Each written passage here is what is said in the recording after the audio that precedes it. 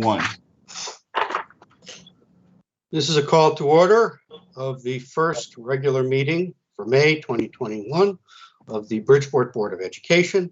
Today's date is Monday, May 10th, 2021, and the time is noted as being 6:32 p.m. At this point, we're going to have the Pledge of Allegiance. Mr. Testani, if you put the flag up.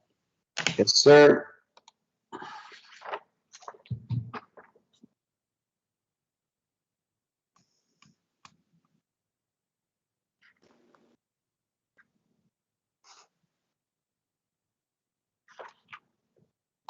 Okay. Pledge allegiance to the flag, The the United United States of America, and to the republic for which it stands, one nation, under God, indivisible, with liberty and justice for all. Okay, thank you. Mr. Secretary, would you call the roll? Yes, sir. John Weldon. Present. Bobby Brown. Present. Sybil Allen. Present. Albert Benahan. Present. Jessica Martinez. Joseph Sokolovic. Present. Chris Taylor. Sosimo Fabian. Present. And Joseph Lombard, present. Okay, that's 7. That's a quorum. Next item on the agenda is public comment. Mr. Grasti, do you have anyone signed up for public comment? Yes, we have 3 people signed up for public comment. Okay. The first one we have is Dr. Spell. She'll be speaking on the discussion and possible action on the revised educational ed specs for the new Bassick High School. Okay. I'm going to invite her in. Okay.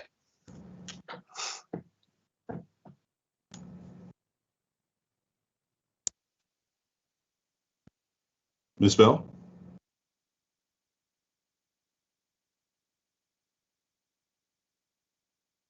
Hello, Ms. Bell? Can you hear me now? Yes. Okay. Good morning, Board of Ed members. Good Good evening. evening. Good evening. Good evening, Board of Ed members. Good evening, Superintendent Testani. Tonight, I'm calling in regards to Bassick High School. Last year, close to almost a year ago, there was a press conference in regards to Bassick High School finding a new home on the campus of the University of Bridgeport. And after that, we really didn't hear that much about the process, what was going on. And I just wanted to know a couple of things. The first thing is that in regards to Bassick, what would be the timeline from start to finish?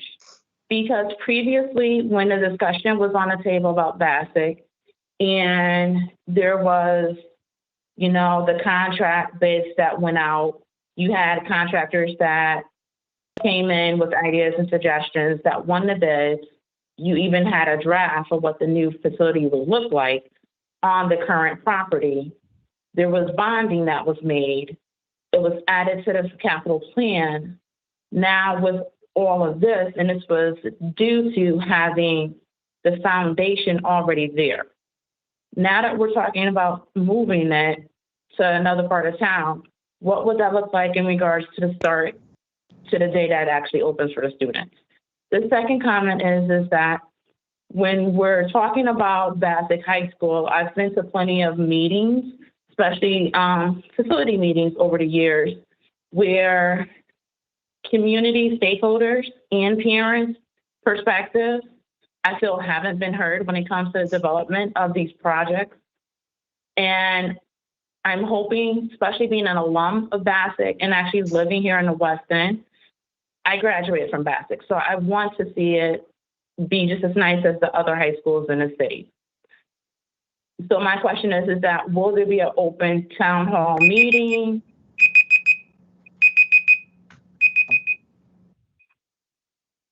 Okay.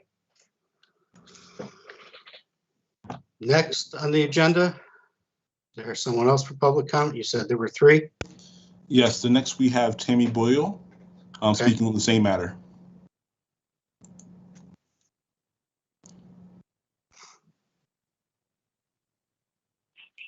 Next on the agenda, is there someone else for public comment? You said there were 3. Ms. Boyle, Yes. can you mute the live stream?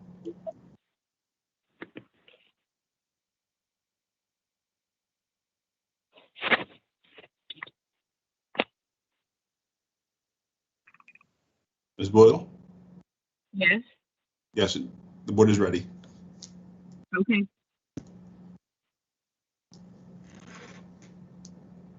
Good evening, board. Can you hear me?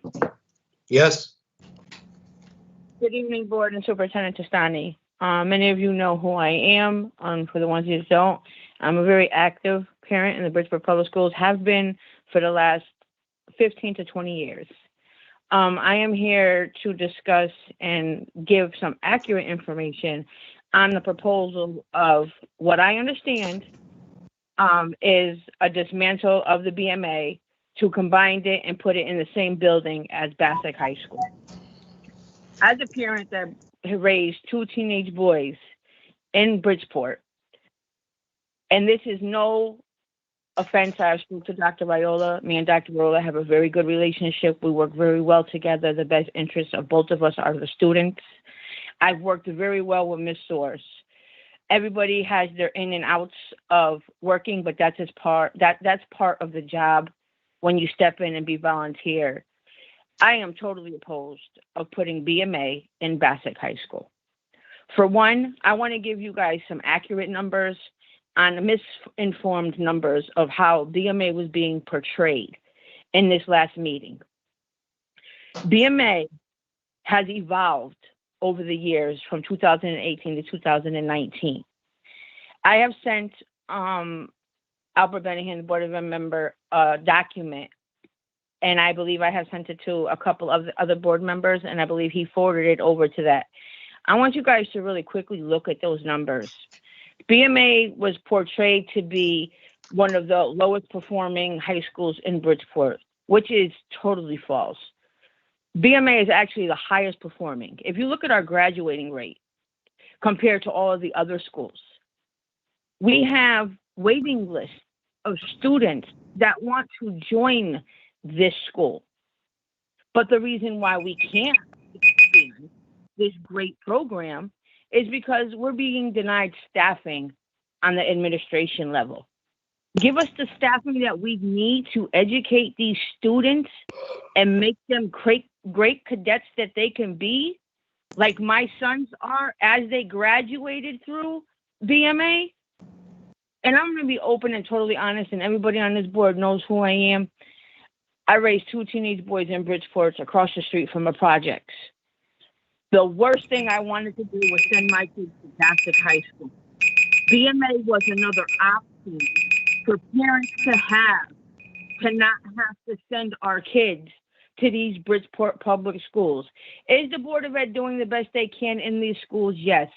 We cannot change the kids that we get. We cannot change the behavior that they have. We cannot change the actions that come into our schools. We don't have that choice as district schools, but BMA has that choice. Let the kids learn that want to learn. If I sent my son Makai to Bassick High School for his 4 years, I'm going to be open and honest with you. My son would have been doing a life sentence in jail somewhere, or I would be visiting my son in a cemetery. Okay, Ms. Boyle, you've exceeded the 2 minutes. Would you please wrap up your thought? Okay, I just want the Board of Education members to really think about the students and what BMA offers and look at the actual data of what is out there that our kids are doing. Thank you. Thank you. Okay, Mr. Grassi? Yes. Lastly, we have Board Member Albert Benningham speaking on the same matter. Hello, everyone. Like I said, I'm Mr. Benningham, and I'm trying to speak the same thing that Ms. Tammy Boyle, and I agree with her. And we need to understand that I love Bassick and I love BMA, but really we cannot have this situation. And the what it upset me and make me sad, and sometimes I do really understand how come parents, students, and staff from BMA they don't know what's going on in the situation having BMA together with Bassett High School. Last time Mr. Testani report us this situation, I was very in shock as a board member that we never know, and I never know, and I believe another board members they don't know what happened with this situation. We never got this information, but I will not accept and I will not agree that situation that have BMA and Bassett together. No, that the program is amazing. I'm very happy that the program, that the student Bridgeport they're going to have this program, but this program they can be in BMA. BMA do some amazing things, and I'm going to speak behalf of somebody is not in this work no more. It was my niece, Charlie Malarera. She passed away 3 years ago. She graduated with honor in BMA, and she did amazing programs. She did many things, and she was one of the first Latina represent Bridgeport School when she was in Texas. And what she did and what she said her name, Charlie Malarera, BMA from Bridgeport School. And I can send you the video, you can see it. So she was very proud what BMA did for her. So the program, they can go to a BMA and the same thing with the Bassett. But having together, I'm not agree with that. That's my thought. I finished. Thank you, Mr. Chair. Thank you, and everyone. So listen to me. Okay, thank you. I believe that concludes public comment. Is that correct, Mr. Yes, Grassi? that is correct. Yes. Okay. Next up is approval of board minutes. First one being April 26, 2021, regular meeting. Is there a motion to approve those minutes? So move. So move. Moved by Ms. Brown. Is there a second? Second. I'll second. Second by Mr. Benahan. All in favor? Is there any discussion first? All in favor? Aye. Aye. Any opposed? Okay, minutes are adopted. Next is the chairman's report, which I typically don't indulge in, but tonight I'm going to talk about a retired teacher who passed away over the past week and a half. Her name was Patricia Garmella. Patricia Garmella grew up in the east side of Bridgeport during the Great Depression and was a graduate of Warren Harding High School. After her husband returned from the European theater of World War II, they began raising 2 children, and when they were old enough to walk to school, she took a job as a secretary at Sikorsky Aircraft. In her late 30s, she decided she wanted to be a teacher and enrolled at the University of Bridgeport. After 8 years of taking night classes while continuing to work days at Sikorsky Aircraft, she graduated with her bachelor's degree in May 1970.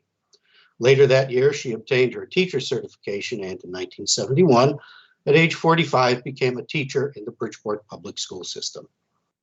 Active in her community, she became involved with a group of local visionaries that founded a Bridgeport company that started the first passenger hovercraft service in the United States.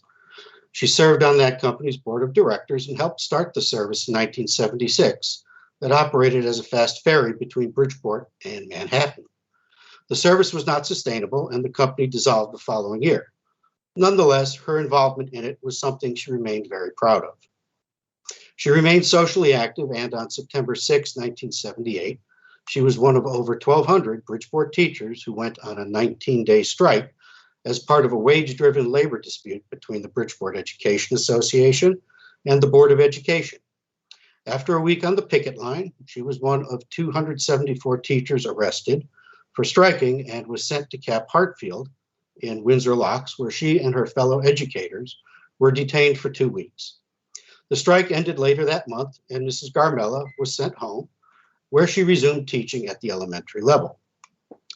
District records indicate that during her time with Bridgeport Public Schools, Mrs. Garmella taught at Webster School from 1971 to 1980 as an elementary teacher and a math and reading specialist. Then at Madison School as a reading specialist from 1980 to 82, followed by Edison School as a reading specialist from 82 to 88, and finally at McKinley as a reading specialist from 1988 until her retirement at the end of the school year in 1992 after 21 years of service to the district. After retirement, Mrs. Garmella enjoyed traveling with her husband and spending time with her family. Mrs. Garmella passed away on April 27th, a few months shy of her 95th birthday. A former student added the following online tribute to Mrs. Garmella's Connecticut Post obituary. Quote, Mrs. G was a good friend to my family for over 40 years. She was my third grade teacher at Webster School. She inspired my love of reading and always encouraged her classes to dream big and reach beyond what they thought they could accomplish. Her teaching methods included very cool hands-on scientific experiences and thought-provoking field trips. She will be missed, unquote. I think that a student of hers from 40 years ago remembering her in this way and taking the time to write about it illustrates just how much of an impact Mrs. Garmella had on the many children whose lives she touched over the course of her career. In that regard, it is also a testament to all Bridgeport teachers. Having said all of this, I'd like to observe a moment of silence in memory of Mrs. Garmella. But before we do that, I'm going to make a motion that on Friday, May 14th, that flags be lowered prior to the opening of schools, and that they remain lowered at half staff for the remainder of the day until the end of the school day, when they would be risen up. So I make that motion in memory of a former teacher. Is there a second? Second. Second. Second by Mr. Fabian. All in favor? Aye. Aye. Any opposed? Okay. Thank you. And we will now observe a moment of silence in memory of Mrs. Garmella.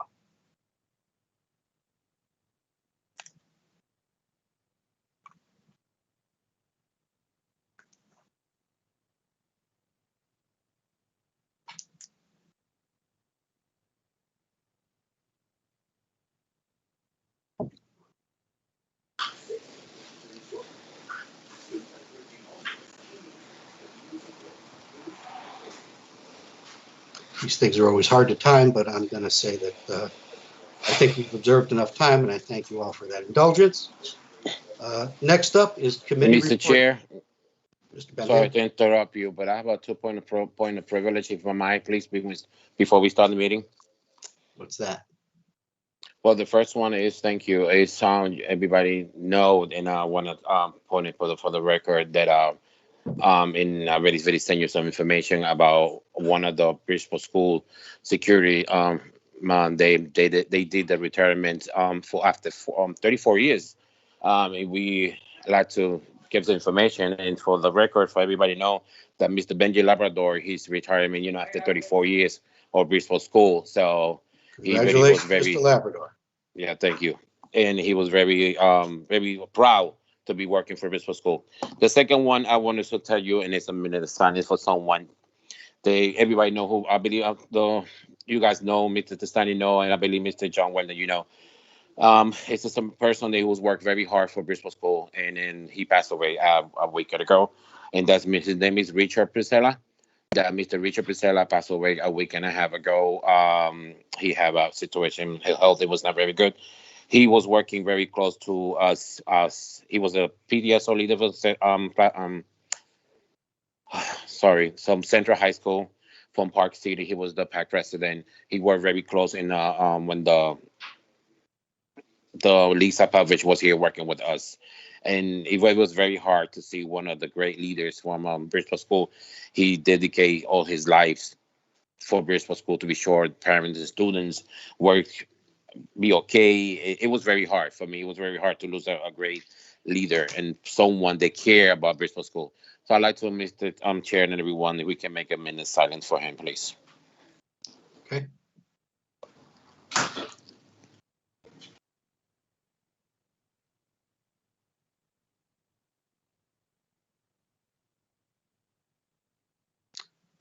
Okay, thank you all. Thank you, Mr. Chair and everyone. We're moving on to committee reports and referrals.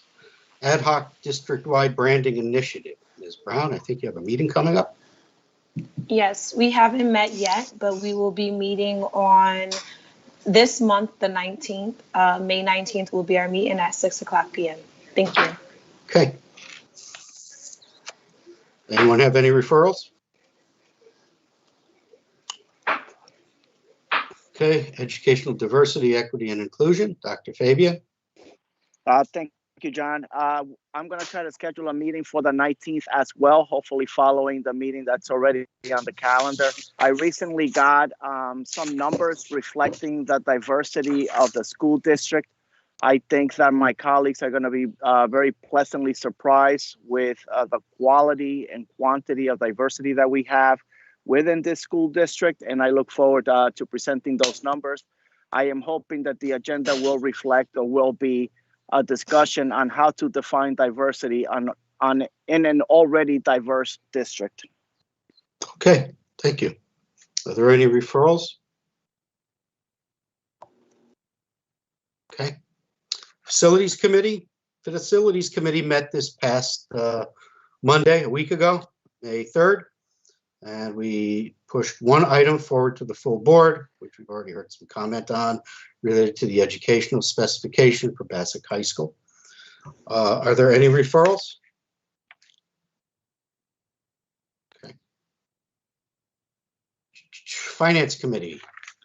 Yes, the Finance Committee did not meet in the interim. There will be a meeting on Wednesday at 6 p.m. taking place virtually. I encourage all board members to attend because there's going to be a lot of discussion on the CARES Act and the CARES Act funding. Board members really should familiarize themselves with it so they can adequately advocate for the budget. Okay. Any referrals for finance? Okay. Governance Committee did not meet this past Monday because it was in conflict with a special meeting that had already been called. Next meeting will be held on Monday, June 5th. And we'll pick up the items that we've already got on our plate. Are there any referrals to governance? Okay, personnel. I don't believe there's been any activity. Dr. Fabian, do you have anything planned?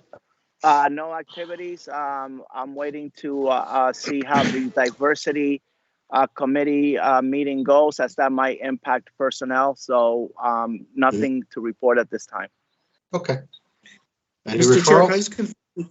Sorry, Yes, go ahead, Doctor. just wanted to confirm the date of that governance. You said Monday, June what?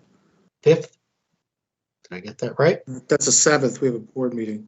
Monday, June 7th. Hey, wait a minute. Oh, click the wrong arrow. Instead of going, no, that's, oh, yeah, June 7th.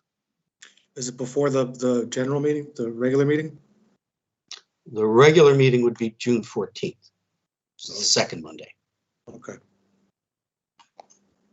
So I stand corrected. The governance meeting is scheduled for Monday, June 7th. I was looking at July 5th. Okay, students and families, anything to report?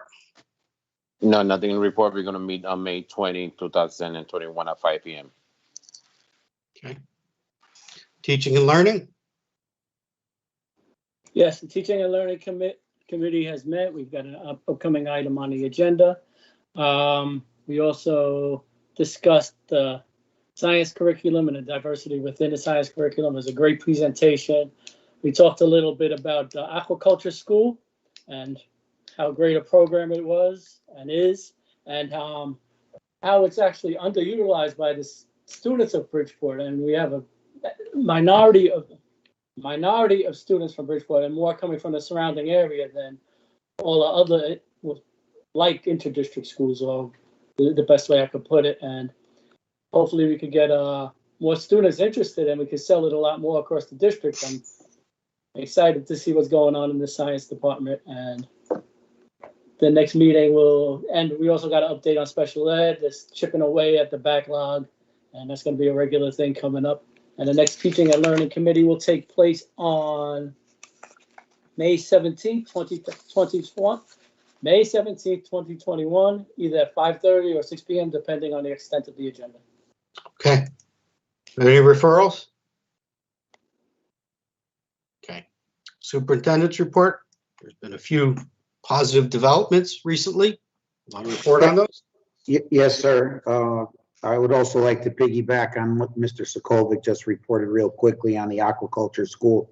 It's one of the charges that Mr. Henry has been given. the historically successful recruitment of Bridgeport kids into that wonderful program has seen a decline over the years, and that's one of our focuses is prior to COVID was to increase the enrollment of students, especially from Bassick and Harding, to take advantage of the programming at the aquaculture school. Central still remains a pretty strong attender of the program at Aqua, but we'd like to really step up the numbers of students over at Harding and Bassick that can access that program. I think it's something that is underutilized, and we'll be focusing on that. Couple of really great announcements this week. I'd like to stay on the positive. Bridgeport Public Schools applied for to be a participant with a partnership between the State Department of Ed, supported by Governor Lamont, and the Teach Rock program, which is a program that has been started by Steve Van Zandt. Some of you may know Mr. Van Zandt from his days playing with the E Street Band of Bruce Springsteen. And some of you may know him as Silvio, as a character in the HBO series, The Sopranos. But Silvio. Yeah, well, Yeah. Mr. Van Zandt is a true promoter of the arts with young folks. He has created this Teach Rock program, which is a creative way to engage students and help them achieve success in their academics outside of music and arts. Is an integrated model of arts curricula that weaves music history through core subjects such as English, language arts, and social studies. Alicia Robinson completed an application to the State Department of Ed. It was a competitive application, and we were notified today that Bridgeport has been chosen as a partner district to participate next year in the Teach Rocks program. It is designed to engage instruction and the professional learning that will help teachers in design instruction and implementation of the Teach Rock curricula, and all materials will be available in an online library. So we're excited that we've been chosen out of all the districts who applied here in the state of Connecticut. As you all are aware, and we'll make it public, happy to announce that Mateus Lema, second grader from Blackham School in Miss Rankin's class, won second place in this year's Connecticut Statistical Poster Competition in the K3 division. He did an amazing project titled Cats and Dogs, which I'm going to put on the screen right now to share with everyone. As I conclude, he competed with students in his division from all over the state of Connecticut. And he will, not only did he win a certificate, he will receive a monetary award that goes along with it. And his poster will be submitted to the National ASA Statistical Poster Competition to compete against students in his division K-3 nationwide. So we're very proud of Mateus and his work and Ms. Rankin's help as his teacher. So, and last but not least, I'd like to recognize, if you didn't see the article in the Connecticut Post recently, one of our school custodians, Adolfo Garcia, or as they call him at Madison School, Pal Al, who greets students every day with a smile. He knows most, if not all, of the more than 400 children's names at Madison Elementary School. He was nominated in a National Custodian, K-12 Custodian Award, and he was chosen a finalist out of 2,200 nominations from the U.S. and Canada for a prize of $15,000 that will be shared between Mr. Garcia and the school.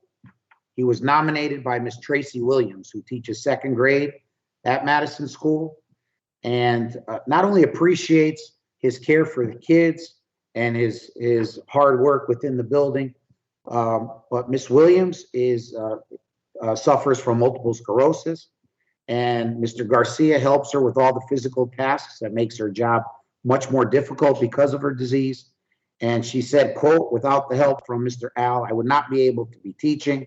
He makes it possible for me to be able to do my job." So a big shout out to an unsung hero here in the Bridgeport Public Schools, Adolfo Garcia, or as they say, Pal Al from Madison School. We wish him well, and hopefully he's chosen as the winner of the contest. But you know, we're keeping our fingers crossed.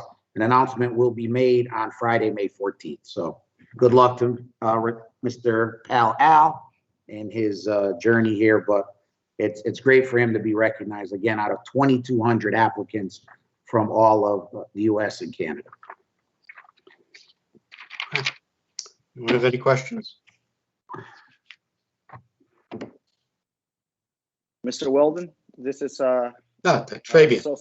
Yep. Yes, sir. I just wanted to thank the members of the public for their presentation, and particularly for the professionalism with which they marshal their views. I thought it was very nicely done. Okay, thank you. Anyone else? I just want to say to you know, happy to all the moms in the Bridgeport Public Schools, you know, happy belated Mother's Day. We are in the home stretch, as we all know, of our school year. It's been an extremely challenging year, but as you can see from recent communications, we've been really working hard since the reopening, full reopening on April 19th. Our mitigation strategies and all the efforts by everyone in the Bridgeport Public Schools has been successful.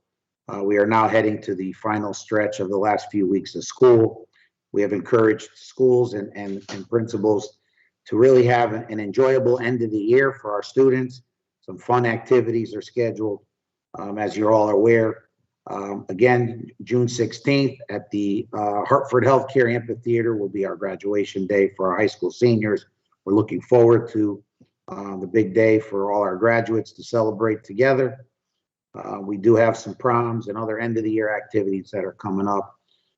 Just want to announce, you know, unfortunately we had to postpone just because I'm assuming because of a lack of just some fears around getting together still, and by some of our families and students. The Bassick prom has been postponed for now, just because of a lack of response and participation by the students at Bassick. We are planning, though, another type of event during the graduation practice time, a senior picnic that students can celebrate the end of the school year. So just wanted to make that known, just in case, you know, some information gets placed out there. We encourage students, and unfortunately, Dr. Raylan announced today that there was only a few students that were willing to participate in an event right now. So we're hoping, you know, we see, you know, just a change of attitude as we get closer to graduation and more students are willing to attend, because it's going to be a special day. And that is all I have for tonight. Okay. Again, any questions? I have a question for Mr. Testani. This is Mr. Fabian. Mr. Testani, you know, obviously we're still very much in the mid of this COVID situation, but I'm wondering, is the district taking any steps to memorialize lessons learned, so that you know, we have a record for the future as to what worked and what didn't work? Yeah, that's a great question, Dr. Fabian.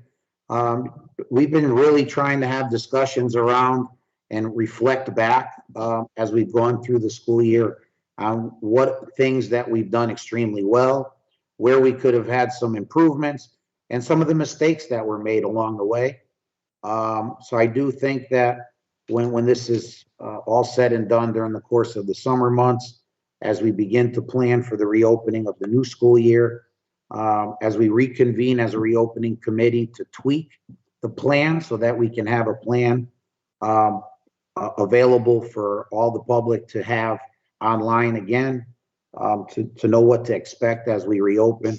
We'll be able to really strengthen what we think we've done well, improve upon where we've fallen short, and maybe rethink some of the things that we initially had implemented at the beginning of the year and we've adjusted during the course of the year. And will this be memorialized so that, you know, 15 years, 20 years from now, someone wants to look back and say, oh, similar situation, this is how it was addressed, this is what worked, this is what didn't work. Because I think it's important. Look, this has been an incredibly difficult year, but also one that has been full of experiences, both good and bad, that I think are worthwhile trying to memorialize so that others can learn from what we did right and where we could have improved. Absolutely. I think that's a great suggestion, and I will make sure that as we tweak the plan for next school year, that there's some way, shape, or form that we're able to memorialize the changes that were made and the rationale for those changes based on the experience that we had. Thank you, sir. You're welcome. Okay. Anyone else? I have a question. I do. Yeah, so be it that we all know that the district is looking to, even from the governor on down, looking to have the district go fully in person for fall 2021. Is there any discussion that has been happening, amongst the principals or superintendents across the district as to what they're going to do about students who may not want to return back? Are we looking at a decline in our attendance when it comes to opening up the schools come fall 2021? Great question. So as the information has been disseminated, the state has, at the end of this school year, the mandate to offer an in-person option expires. It is really truly then the decision of the district on what options they will provide for parents or none. We right now are looking to provide no remote option. We have explored, and we will continue to explore, some online learning platforms that could be available in extreme situations that would place the onus on the student and the family more so than the district. There would be, it's similar to what we've done in adult education. It's a program that now we're looking at. It has options for elementary, middle school students. It's called Edgenuity. It's a really good program. It has tutorials. It has videos of teachers that teach. Students are able to take notes and rewind and watch over and over again. That's an option. There could be an option for after school where teachers present and work with students after school hours. But during the day synchronous live streaming of classes is no longer going to be an option for a couple of reasons. Number one, the teachers need to teach the kids that are in the classes. Right now, if they have 24 kids in a class and 2 at home, they're sitting behind the computer teaching to the camera, and they're not really able to go and address the students that are in front of them. So both groups of students are kind of getting shortchanged. The other thing is that we know that kids need to be in school.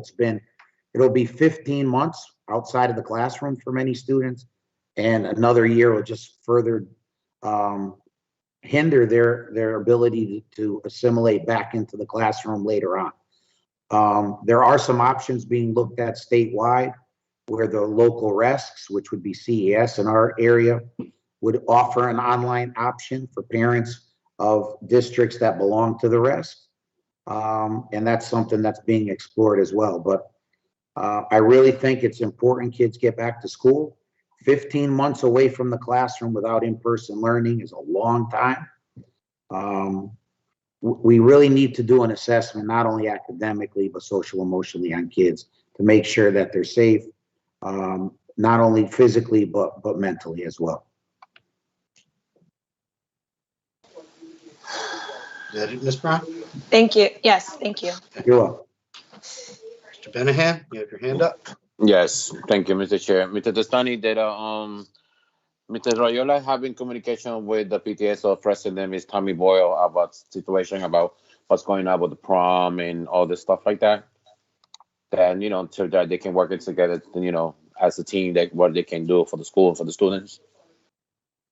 I'm not sure what was done at the school level. I know that a lot has been done at the school level in terms of how outreach and advertisement of the event has happened. I can't speak to the extreme measures that were taken, but we were 3 days out from the event today, and I believe there was about 18 responses. So not sure how else to say it, but you know, it's a difficult situation. You know, coming back from the pandemic, things are not as they normally are. Maybe that had an impact. Dr. Rayola, I don't know if, you know, if it's appropriate if he gives a little bit of input on what the school did and what, you know, what efforts were made. Mr. Chair, through you. Okay, Dr. Rayola, you have any insights? Yeah, I do. Good evening, everyone.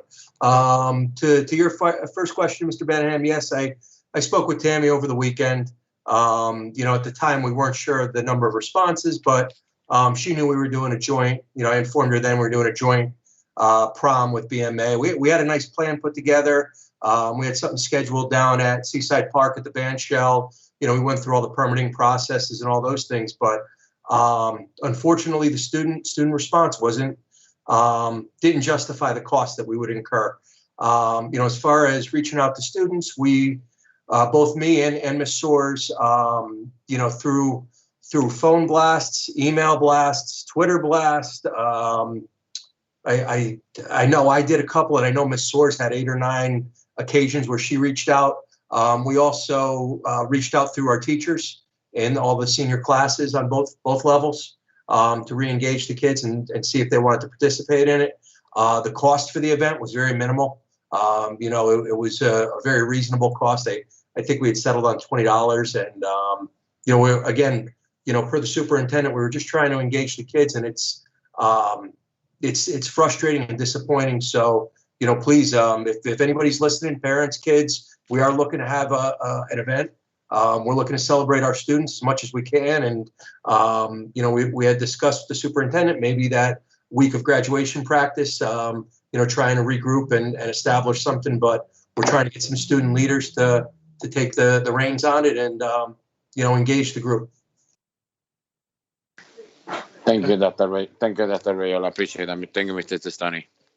You're welcome. Again, like I said, we will have all our seniors together for graduation practice. So Dr. Rayola's suggestion was a senior picnic on the day of graduation practice, similar to what we've done in the past. We'll have the same food truck and festivities, could have some music. They sign their yearbooks, you know, kind of just a fun day getting kids back together again for the first time in a long time. Unfortunately, this pandemic has dragged too long, and I think that was one of the rationales that if we don't get kids back in school after the summer and we continue to drag this on, more and more kids will become disengaged with school, and we can't have that. That'll just be irresponsible on our part. Okay. Anyone else? Okay. Thank you, Mr. Testani. We're going to move on now to our business items. Old business, there is none to be transacted. New business, first item is discussion and possible approval of social studies curriculum renewal with Actively Learn. Are you presenting this, or are you deferring to a staff member? I have one of the co-chairs of our social studies committee, Mr. Christopher Johnson. He has helped lead the work here on this social studies curriculum 712, and they've done a lot of work, put in a lot of work into this, and I think you'll be very pleased with what they've come up with in terms of a support mechanism for the curriculum here. Okay, Mr. Johnson, you have the floor. Thank you, everybody. I'll just get started by just kind of giving a quick overview of the curriculum rewriting process before I get into the actual program we're going to talk about today. So the big thing is we wanted to create a socialized curriculum that was culturally responsible and culturally responsive and relevant and engaging for all students. So we're having our teachers basically coming up with activities, projects, simulation activities, you know, things that will engage the students. And we're looking at things thematically instead of looking at things chronologically. A lot of times when you look at old history books, History is written in a really Eurocentric way and starts back, when the Pilgrims come over the Mayflower, and a lot of times the students don't get to the modern day stuff. So we're trying to shift a lot of our attention to doing things thematically. So that way, that gives students the opportunity to have choice when they're looking at different content areas, whether they're looking at human rights, or whether they're looking at economic policies, or U.S. and the world stage, for instance. Those are just a couple of examples. But with all that being said, the key is to get students thinking, to be able to think and read and write like historians. They have to be able to access the curriculum.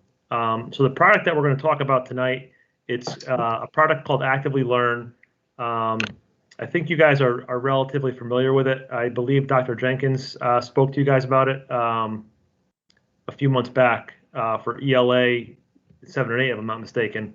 But what we're looking for Actively Learn is to supplement the curriculum that our teachers are writing right now. So we want our students to be able to jump into text and be able to read the text at their level.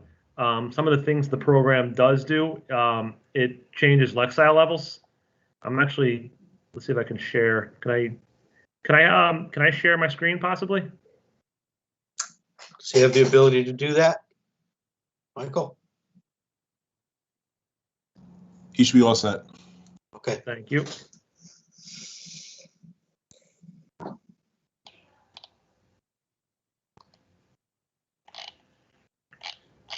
Okay, so again, this is just to kind of take you through what the program looks like.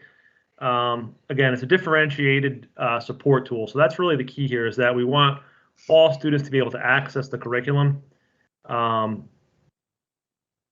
Some of the highlights, there are interactive videos, there's news articles, they're constantly updating, some of the things they're putting on there. There's text to speech, there's translation into 100 different languages. Teachers can put annotations in there, students can put annotations in there. There's opportunities for peer discussions, and there's a lot of real-time feedback, which I'll show you guys in a second. There's all sorts of different materials within the program. So this is what it might look like, and you can see here all the units are aligned to the curriculums that we'll be writing 7 through 12, whether we're looking at world history in the 9th grade, U.S. history in the 11th grade, middle school U.S. history, middle school world history. So all these curriculums are aligned to the C3 standards frameworks. So they did a nice job of kind of keeping in line with what we're trying to do. You can also see here that they're available in different lexile levels. And the good thing about it, in addition, is that if we purchase this program, we'll have a district account where we can then upload all of the work that we're doing, that the teachers are doing. We can upload that to our school library and imports. And then from there, even the work that we upload will be able to be differentiated down to any student reading level or language that a student would need. So there is a lot of power here.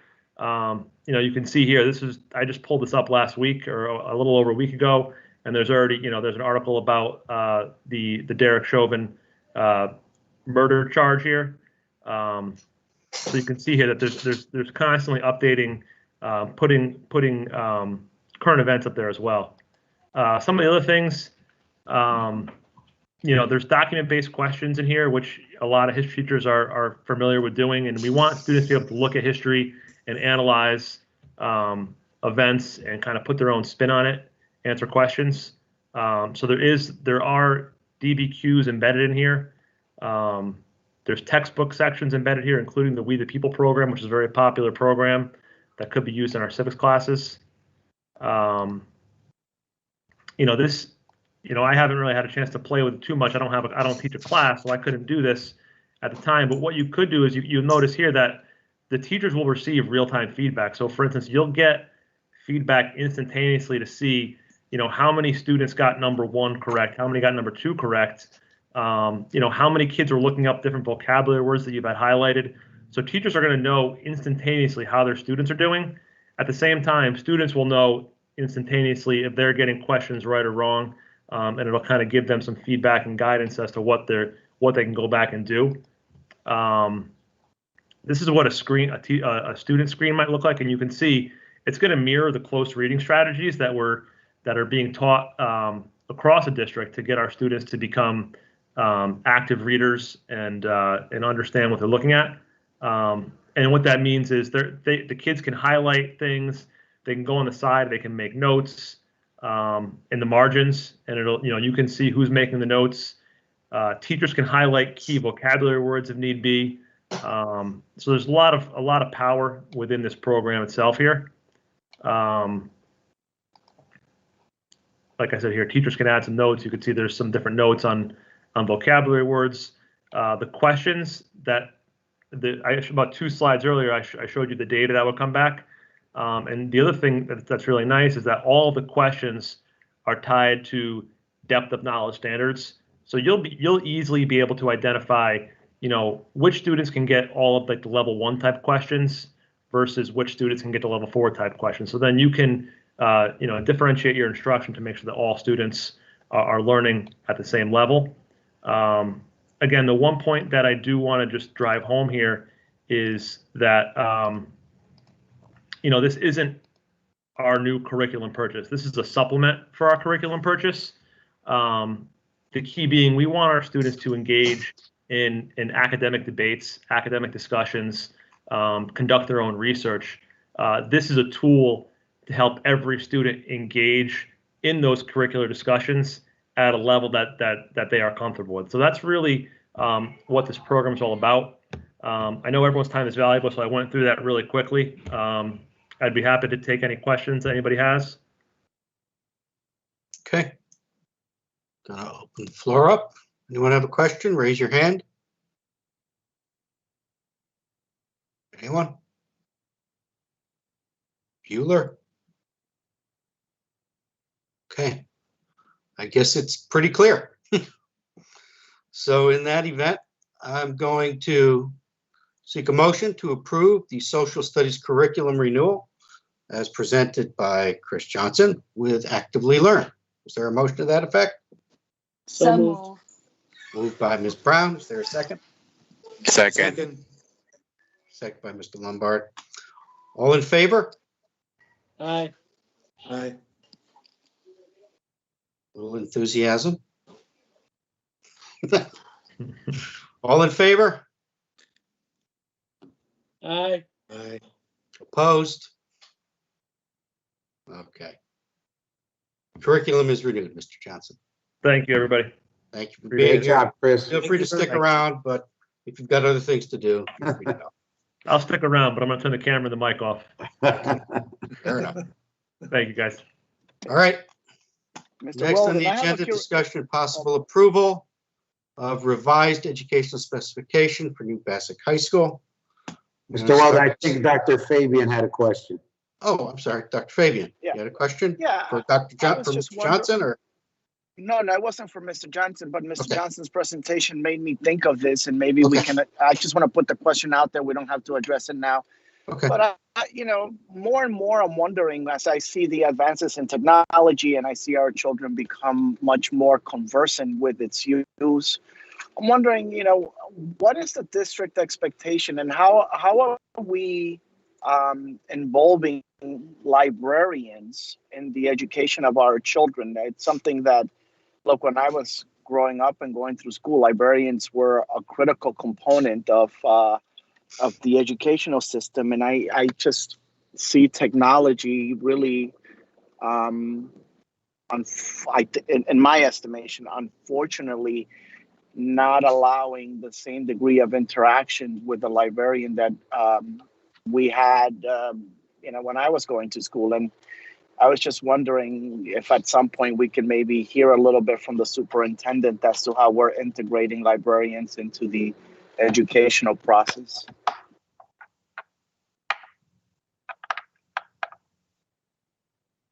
You want to take that up now, Mr. Testani, or are you not quite prepared for that?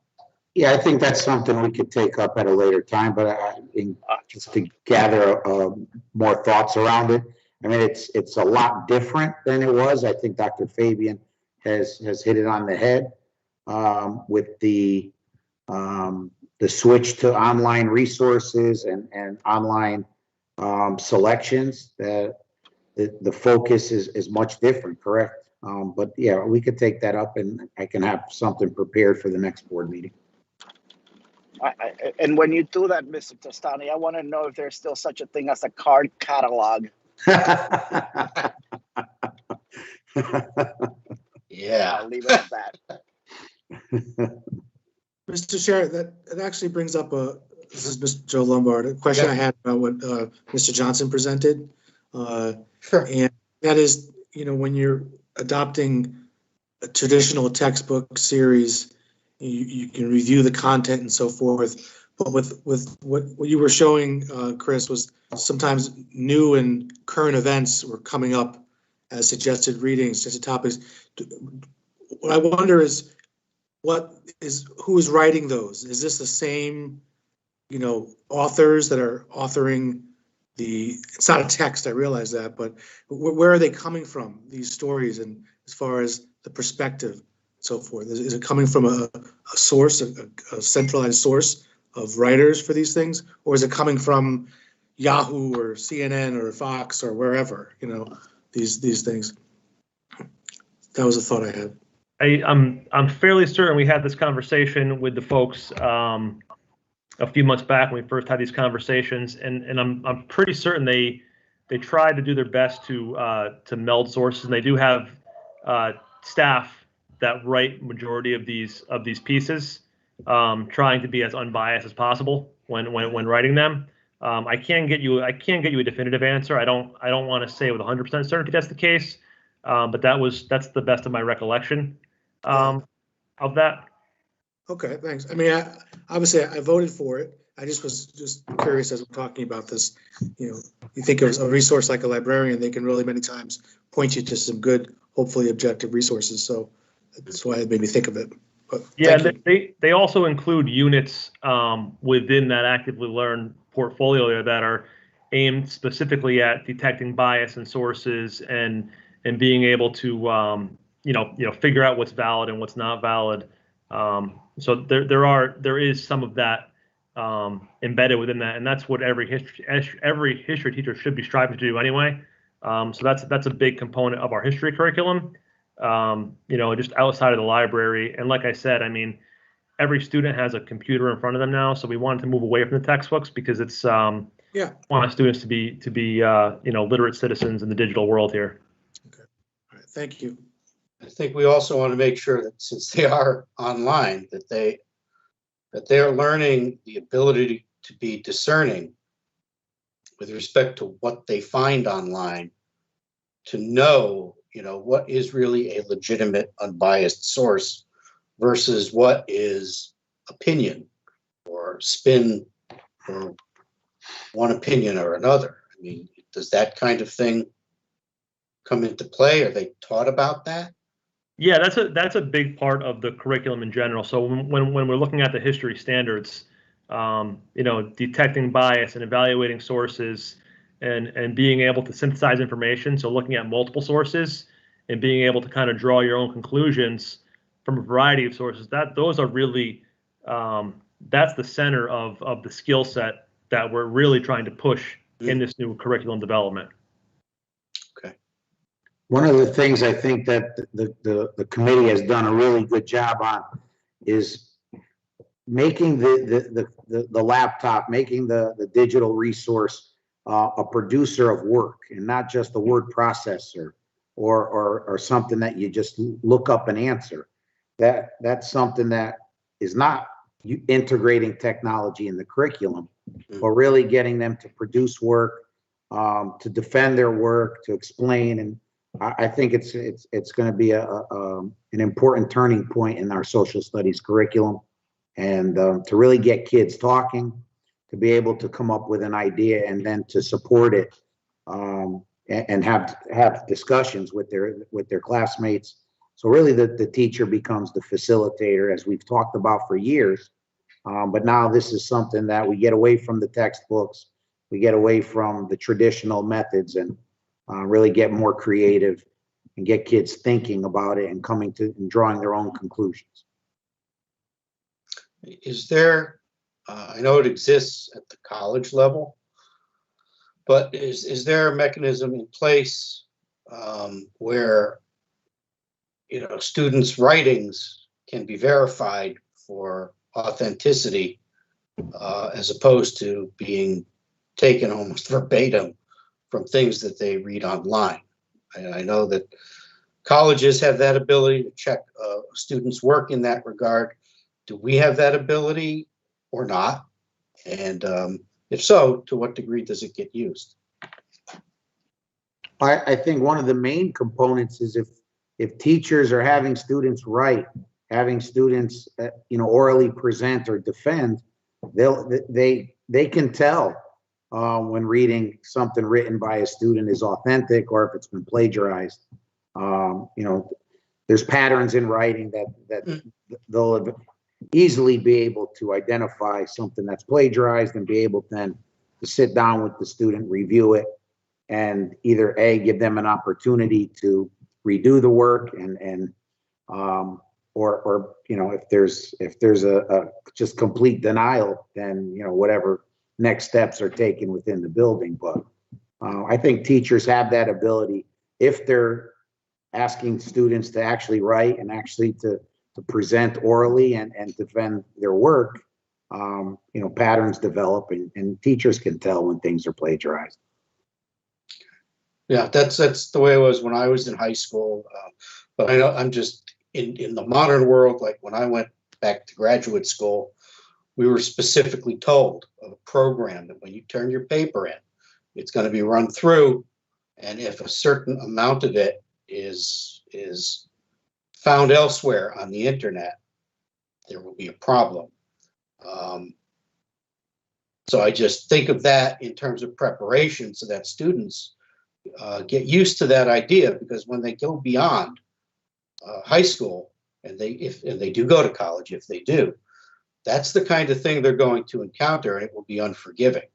So it sounds like we don't have a program like that in place. It's left more to the individual teacher to determine if this sounds like little Michael or if this sounds like something he would write.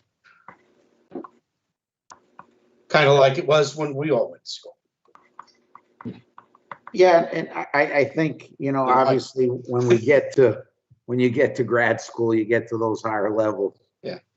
There are more, more of it's based on longer term writing projects. It's not as, we don't do as much of that probably as we should in high school now. But I think teachers have a good grasp of the students' capabilities and the work that they produce during the course of the year. Okay. All right. Anyone else, or have we satisfactorily exhausted this? Yeah, Mr. Chair, just a quick point. On your point, when I'm helping my son with his homework, I could type the question in from the textbook into Google, and it'll pop up. If you enter enough words into the Google search, those things kind of show up. And there's also some programs that other high schools use too, like turnitin.com and all that. And those actually they'll give you a percentage, like you said, like in high school. I don't know. Right. That's kind of what I recalled, is that when you finished a paper, it was advisable to run it through this to make sure you didn't inadvertently overuse certain text, let's say. Well, it might be something worth looking into as we continue. I forget what it's called. Curriculums. Our high school curriculums will continue to be revised, so this is something we'll take a look at as a team. Okay. Thank you. All right. So next on the agenda is discussion and possible approval of revised educational specification for new Bassick High School. You want to start this off, Mr. Testani? Yes, sir. Okay. So as we spoke at the facilities meeting, we are at a crossroads, and so to speak, in some ways. It's been a quick 2 years since the original approval for the Bassick High School project was signed off. The deadline of the 2 years will expire on July 23rd, 2021. If the project has not begun by that date, the project would I guess, essentially die on the vine. However, Funding, you mean? the funding, for Funding, it, correct. which we know we do not, city is not planning on funding a brand new $100 million building. So, after a meeting with several of us and Mr. Diamantis at the school construction office at the State Department, he advised, and he followed up with a letter dated April 22nd, that if we do not meet the deadline, that we should move to a backup plan, which would be to file for a new grant application, which is due by June 30th, 2021. And for a number of the reasons that we had discussed at the facilities meeting, one being the anticipated change of enrollment in the new Bassick High School building to account for the integration. I just want to be clear, the integration of the Bridgeport Military Academy within the building, not the dismantlement of the school itself. So similar to Central Magnet being housed inside of Central High School, which is not as much of a comparison as Fairchild Wheeler, which has one building, Fairchild Wheeler campus, with 3 distinct individual high schools within the building, all with different operations, but in some cases share some resources which enhance the programs and have that because they're able to share resources. As I mentioned at the facilities meeting, Bridgeport Military Academy will have the opportunity to take advantage of programs that they do not currently have as is today. They will have the opportunity to participate in athletics. Students will have the opportunity to participate in clubs. Students will be able to take advantages of programs that are not offered, such as auto shop, advanced manufacturing, the other vocational technical programs that are planned for Bassick High School, as well as a plethora of other things. In many of my discussions, when I've held roundtable discussions with students at the Military Academy, one of the things that was a common theme was they don't have a Friday night football game to go to cheer on classmates. They don't have a basketball team where they can go and cheer on during the basketball season against a crosstown rival. So this provides the entire high school experience, as well as maintaining that individuality that the Bridgeport Military has. All the specific and very unique and engaging programs that they have been taken into consideration and will be moved over to the new building. We are talking about moving over across campus, not across town. So we're really excited to incorporate and enhance upon what has already been built. And again, this is going to be an incredible building, an incredible design, and we look forward to having a future there for the Bridgeport Military Academy, as well as Bassick High School for the next God knows how many decades until they decide to build another school. When I'm sure we're going to be all long gone, and God knows where we'll be. So I think you've kind of made a focus on BMA. Well, That's not the only aspect of the ed spec that's so expanded from 2 years ago. correct. So they're also, the biggest component of this is the change in the site. The original Bassick High School application was to be done on the current site, where Bassick High School is located at 1181 Fairfield Avenue. Then there was an approval, an amendment that was allowing it if the purchase of the Hubble site on State Street was purchased. But as we all know, the city of Bridgeport entered into an agreement and purchased land from the University of Bridgeport. So that is also included in the new ed specs. Obviously, the approvals from DEEP, Department of Transportation and Housing, and other sister agencies who have active projects in the same location need to be accounted for in the change because of the change in the site. There needs to be consideration for the proposed fill needed for the project, because we are raising the elevation of the project 18 feet. There are also additional structural components and the added cost of the seawall and the retaining wall that need to be considered. And they are talking about the possibility of increased project costs in connection with the new site. And again, there's been some recommendations because of elevation. Mr. Schilling is here and Ms. Otero to answer, maybe add to this prior to the asking of questions as well. My understanding is that when this application was initially submitted a couple of years ago, BASIC would have a manufacturing focus. Advanced manufacturing was one of the areas of focus.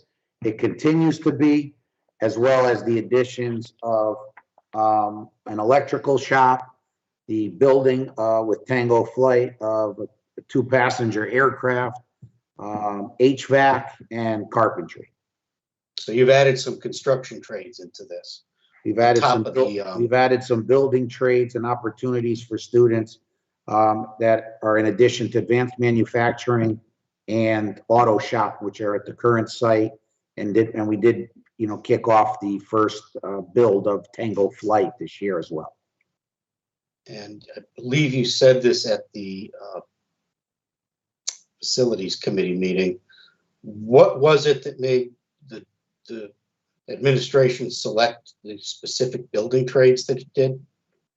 Well, a number of things. We've talked to folks in the trade areas where there's a huge need for construction jobs. Also, being able to provide, the shop itself, the space, the resources to fund a shop. We did throw around ideas like plumbing as well, and that could be something that gets added down the road. But there's a huge need for electricians. There's a huge need for HVAC, and God knows there's a huge shortage of skilled carpenters in the United States currently. So there's going to be no shortage of jobs for kids when they leave BASIC High School with a focus in these areas and enter into the trade unions and apprenticeships. Okay. And high-paying jobs at that. Yeah, they are. Mr. Schilling, Ms. Otero, you're from the City School Construction Office. Do you have anything you want to add to this, or did you want to just open this up for questions? I think the only thing we need to add is, in addition to the ed spec that we need to get to the state, we're doing the revised enrollment projections. We have an outside consultant working on that right now, and we're going to update the cost to include the delays. We're seeing some inflation in costs right now, part of it due to COVID and getting materials into the country. And so, again, we're going to update that.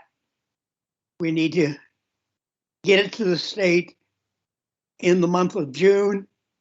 So, again, as a fallback position, that way it could go to the legislature next February for their approval.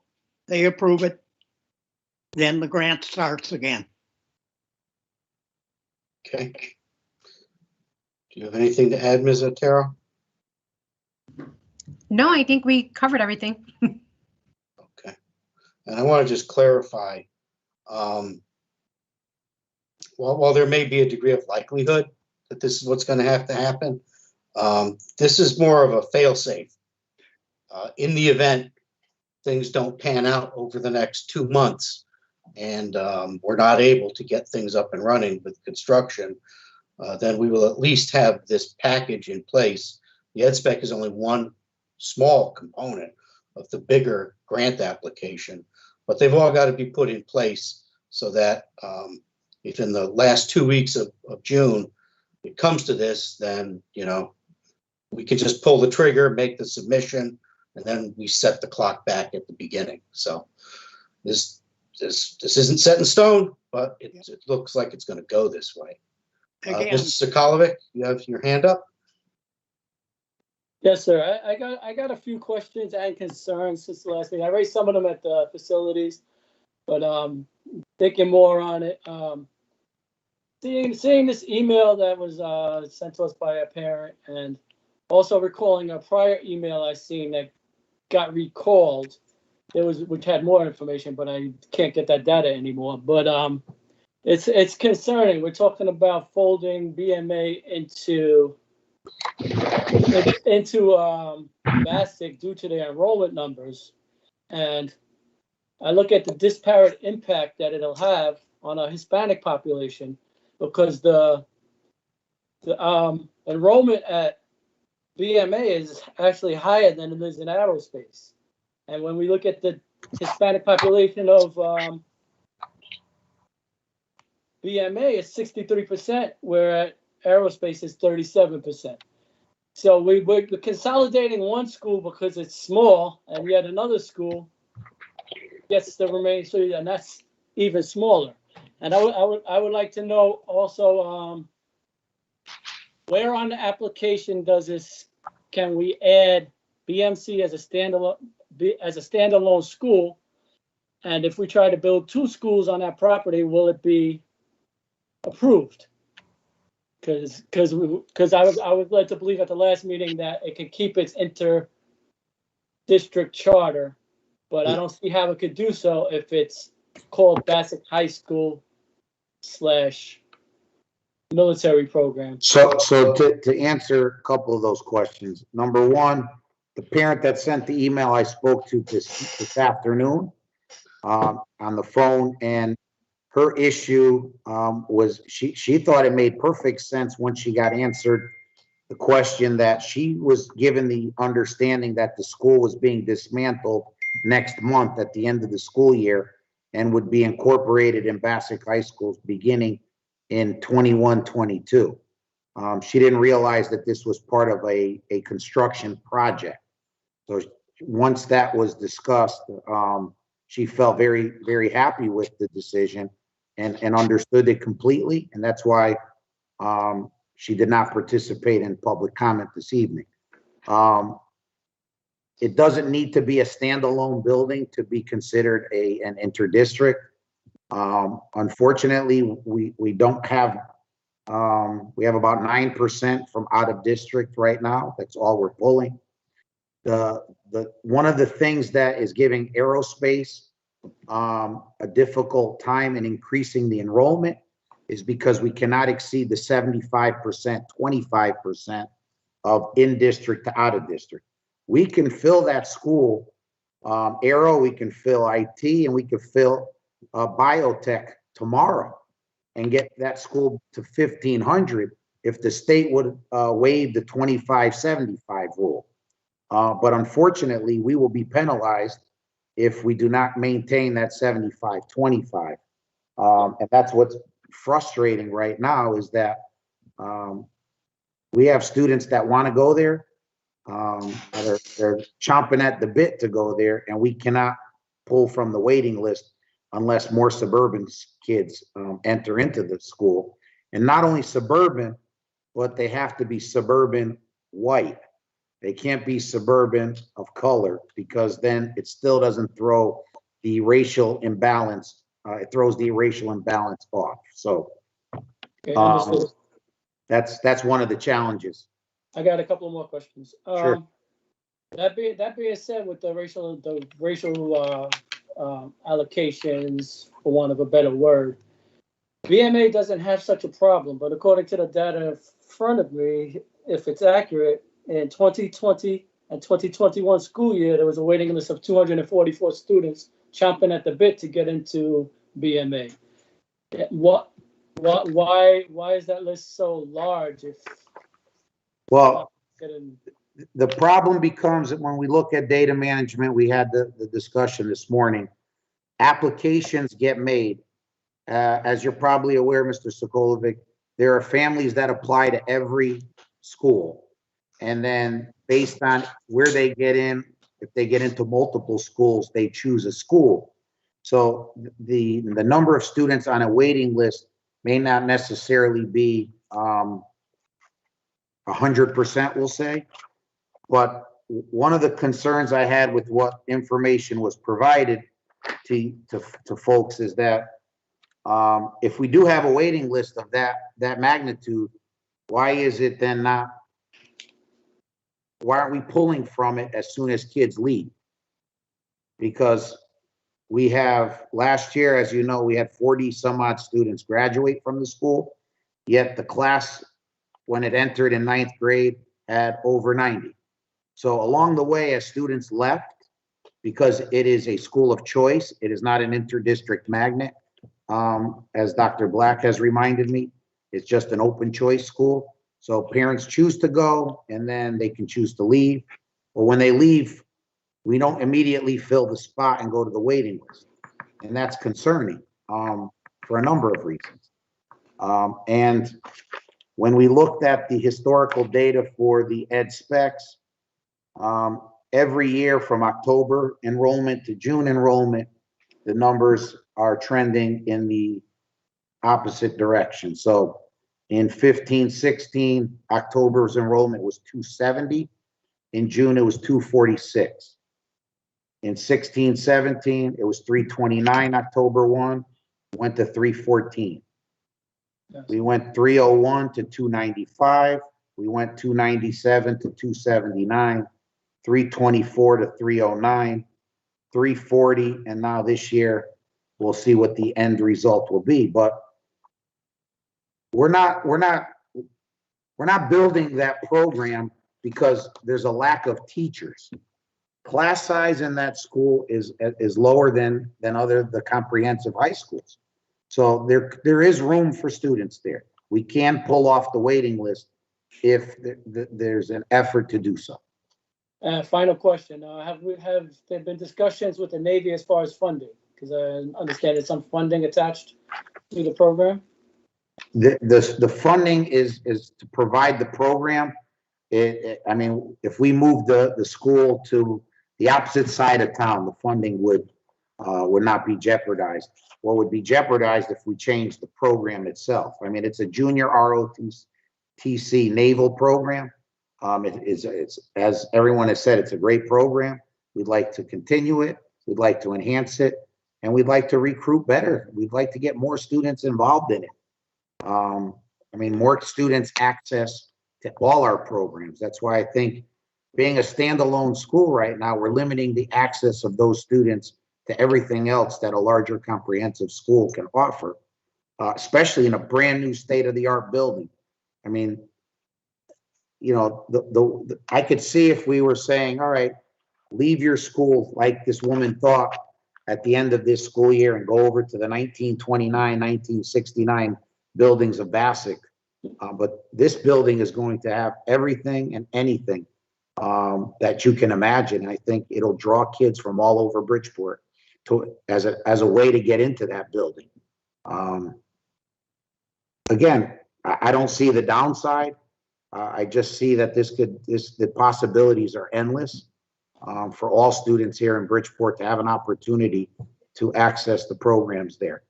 It might be the only way for students to access initially programs such as the auto shop and the advanced manufacturing and those programs that live maybe on the east end or the north end. Sorry, final question. I'm just thought the one more. No problem. Will it still be able to remain an open choice program? Yes. And draw from different districts and different neighborhoods?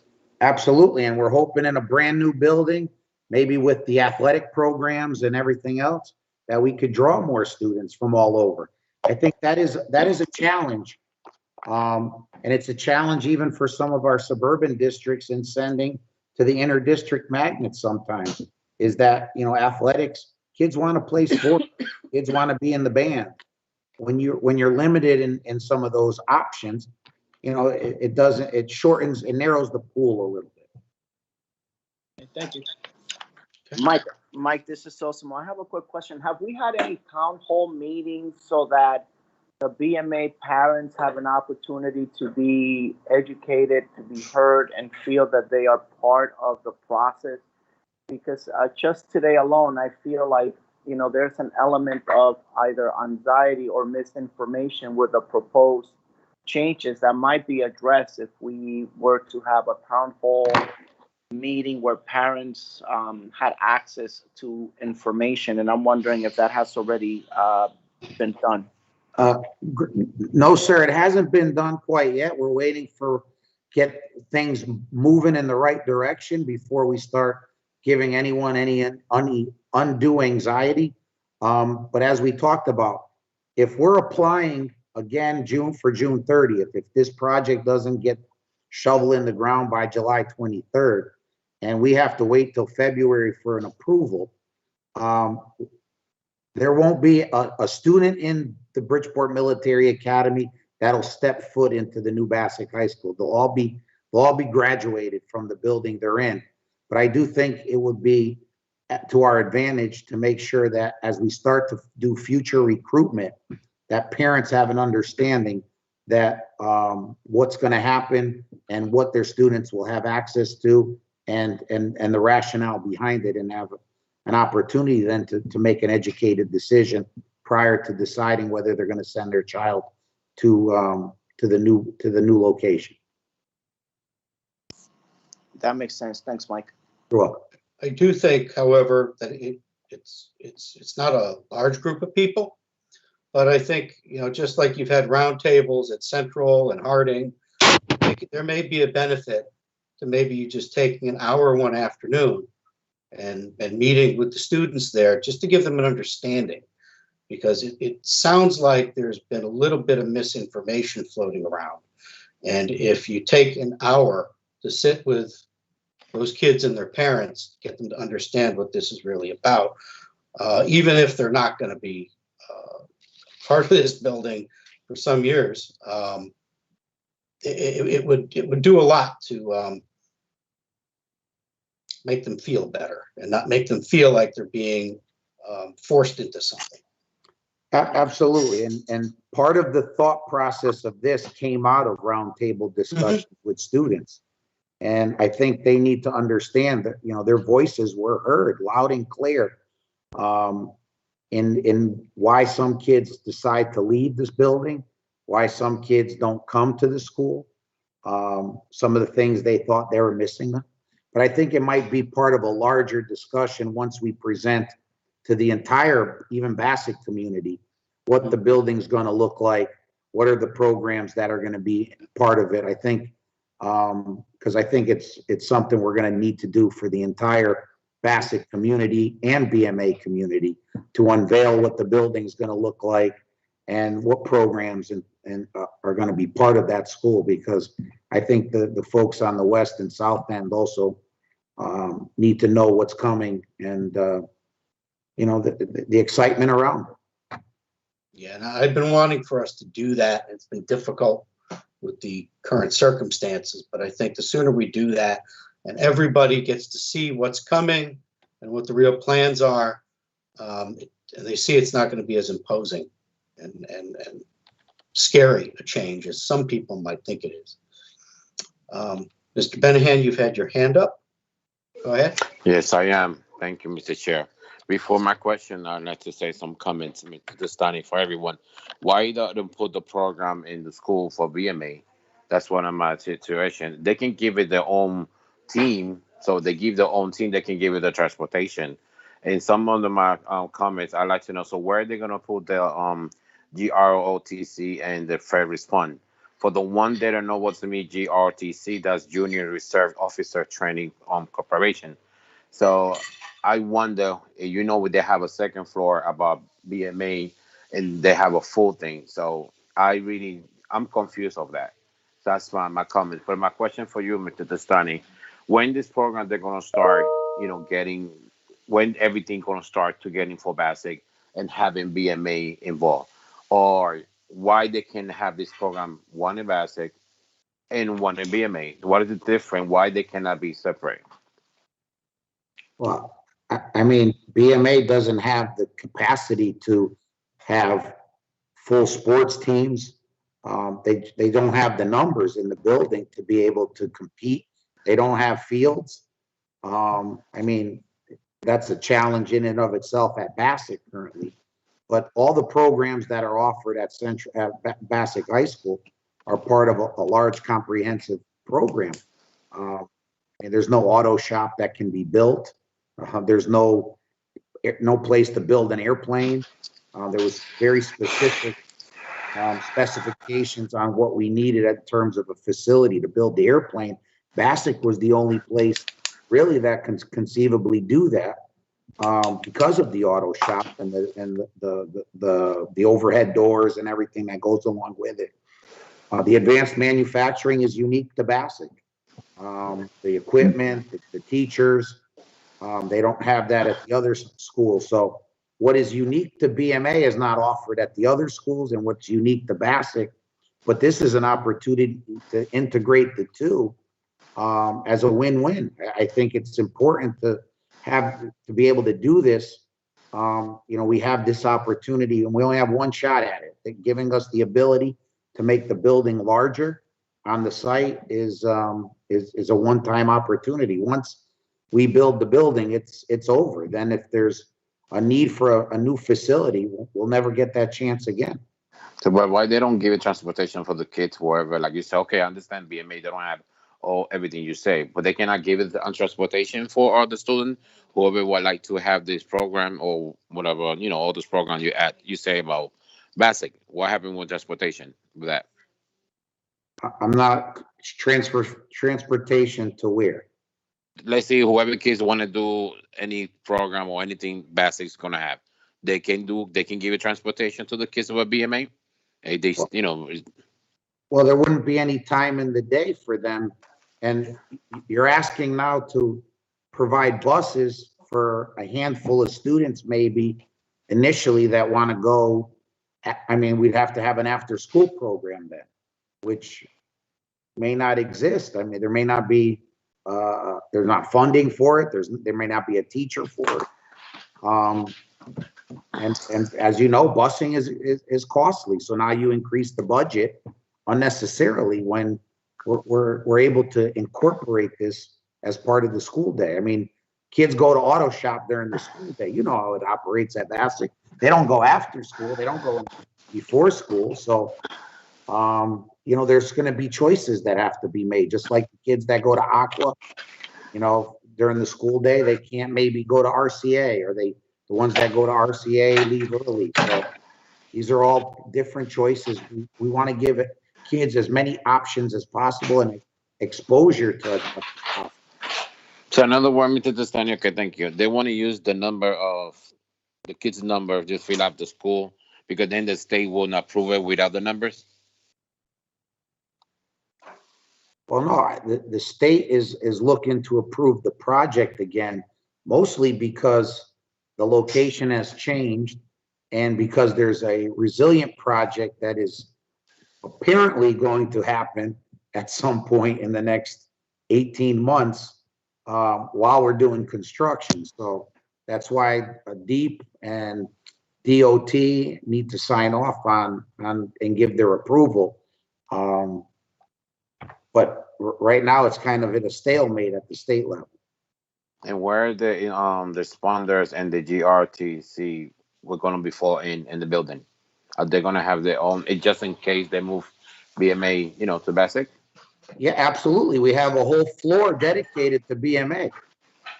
Classrooms are all available. We're moving the ambulance. We're moving the simulator. We're moving the forensic. All of that's being moved over. We have classrooms that are designated all for those programs that are brand new state-of-the-art programming available. Michelle, Alan Wallach, Larry Schilling, they've all been over at the building. They've taken stock of what they need, measurements of classrooms to make sure there's enough space and enough room available. And when is it going to be the history that school have, what they're going to do? And I already spoke to you about that. Some kids have so good memory, good history in the school. I understand that there's some memories in history, but at some point, there's a lot of memories in history over the last, 89 years at Bassick High School. that are going to go away when that building moves over. There was, I'm going to assume close to 100 years of history at Warren Harding High School that got moved over to Bond Street. And we make new history, and we always remember and memorialize what happened in the past. I mean, it doesn't get erased. No, I know some things from Basic. The Basic is not going to transfer to the new Basic. I understand that, but they have stuff in, like I told you, memory, some memory things, some paints they have in the wall. Kids, they did it. They are proud to do that. So that's my question for you. What they're gonna do about it? They're gonna erase it? I mean, BMA originally started, and I was there for a few weeks having to man the ship when they first opened at Fairchild Wheeler. It was incorporated in the Wheeler building originally. And then there was some issues that came about, but that was the original start of Bridgeport Military Academy, was within the Fairchild Wheeler building. So there was actually 4 schools on that campus for a year. And when this program, and when everything gonna start about all this process, everything, when they're gonna start everything? Well, the transition will happen the same time Bassett transitions over, which when that building's ever completed. Could be 3 years, could be 4 years, could be 5. Not sooner than 3. All right, thank you, Mr. Stanley. No more question, Mr. Chair.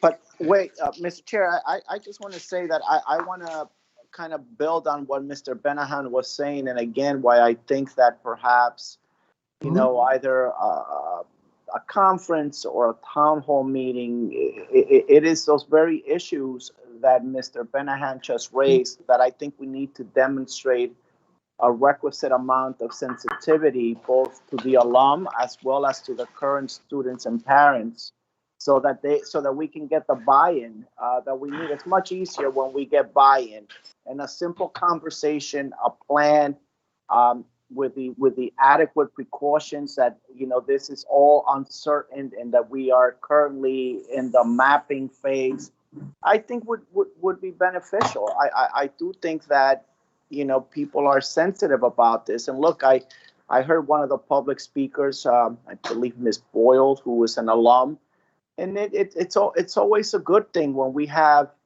people trying to hold on to their memories, and it's our job, I think, to sell them on the future. And that's all I'm saying is Mr. Benahan's point is well taken.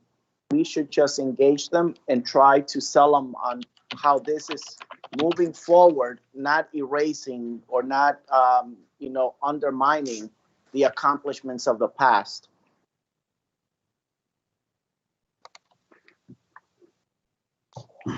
Yeah, and that's kind of what I was telling Mr. Testani. We need to have some sort of a gathering, because it's not just the BMA folks who are now being pulled into this 2 years later. They have all kinds of questions, and the rumor mill has been churning, but also the community. And with respect to elements of both BASIC, the old BASIC, and BMA, the things that the artistic elements that are in each of those buildings, they have meaning to people who are still around, who remember them, participated in them. I think they did a really good job at Harding in moving a lot of that stuff over so that the history of Harding was preserved. And the same kind of thing can occur with BMA and the current BASIC. There's no reason why murals can't be reproduced. I was involved in a mural reproduction project like 14 years ago. We reproduced a series of 1940s era WPA murals because we weren't able to use the originals for various reasons. But we were able to take high resolution photographs, seamlessly put them all together, and reproduce the artwork in a more modern setting. So those kinds of things can be done, as long as you go into it with the mindset that you're going to try to incorporate those things. So I don't want anyone to think that all those kinds of things are just going to be tossed out the window. I think everybody knows those are important.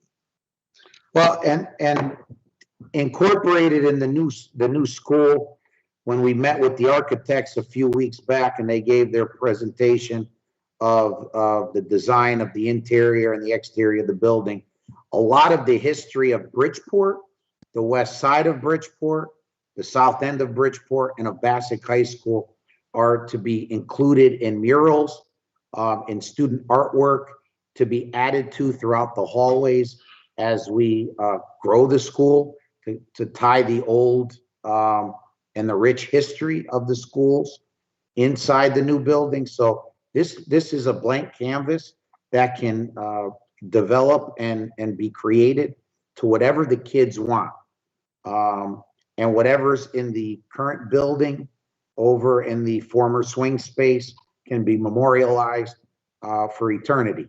There's a beautiful mural there that was done that we're having the facilities department this summer clear coat. So that'll be a permanent fixture in that building until forever, to make sure that it is not painted over, it's not damaged, and it's preserved for everyone to see and appreciate the beautiful work that was done by students. And you know what? That's what we're looking for, is creating new memories, new history, and again, no disrespect to the BMA school. There's a short history here that can be carried over and incorporated in a brand new setting that we can create a long-lasting history. Thank you, Mr. Testani. You're welcome. Mr. Lombard, got your hand up. Yes, because that's the way it works. So I'd like to ask that another area is talked about in these roundtables or whatever you do. One of the things that a parent talked about, she said, you know, my son, I might be visiting him in jail or visiting him in the cemetery. There seems to be a feeling that the uniqueness, the separateness that might be needed for such a program could get dissolved when it's integrated. I think that's what I read from those comments, that there's a real concern that the type of school that BMA is, that separates the people out and has the discipline, the order, the structure of the ROTC, that maybe that will in some way get watered down or get lost when it's housed inside Bassick or any other school, not just Bassick, in this case Bassick. That I think I was reading that correctly, that that's a concern, and that might be something that's worth giving some thought to. So, thank you. Mr. Chair, is it okay if I add as well? I was just going to see if Mr. Testani had a response. Oh, sorry. Well, I think part of what goes along with that is really a commitment by the district, by the leadership, and by the staff to make sure that we not only maintain, but we improve upon what's currently exists. And that needs to be the focus.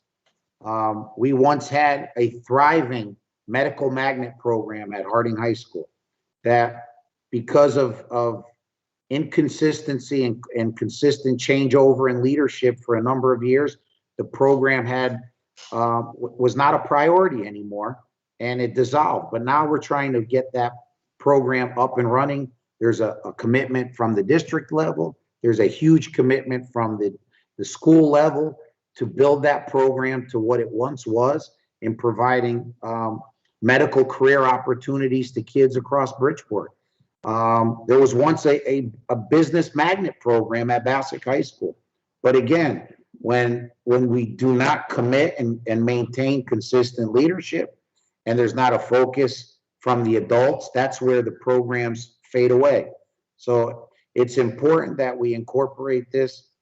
There's a commitment level from the Bassick administration, from my end, and also from the BMA end, to make sure that these programs keep their uniqueness, and you know that they're able to enhance and build upon what they've already been able to accomplish.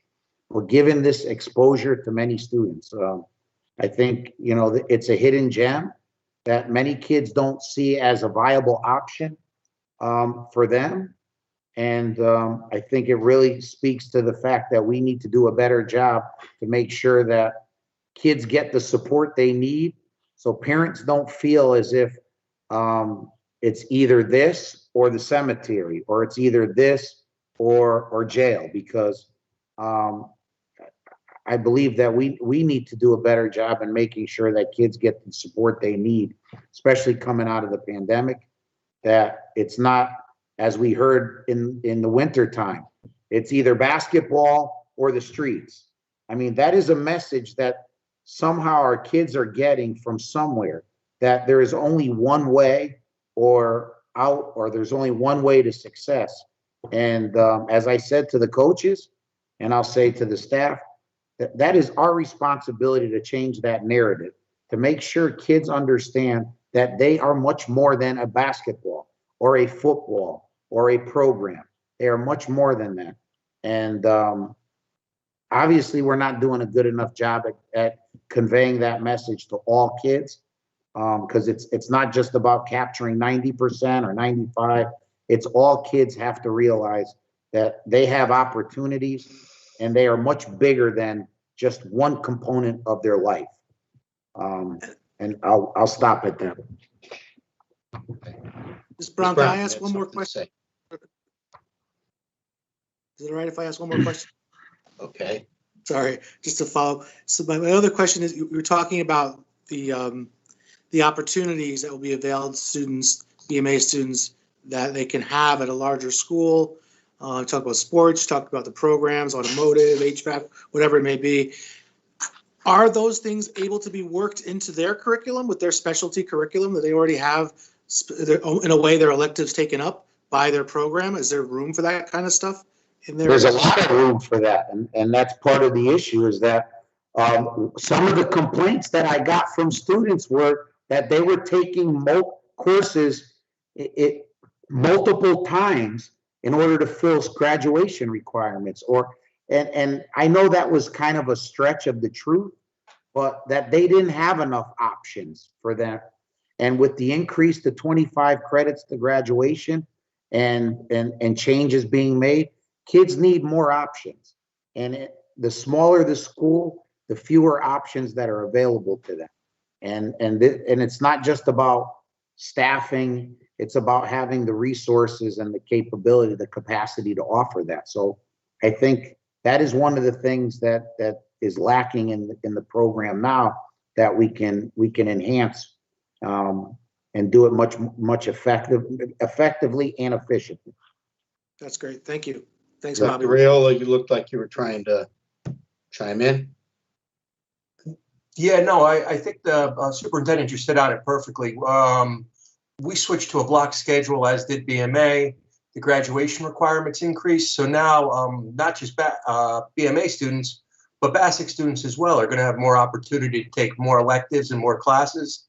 You know, and we're building an airplane at BASIC, and BMA is preparing kids to go into the Air Force.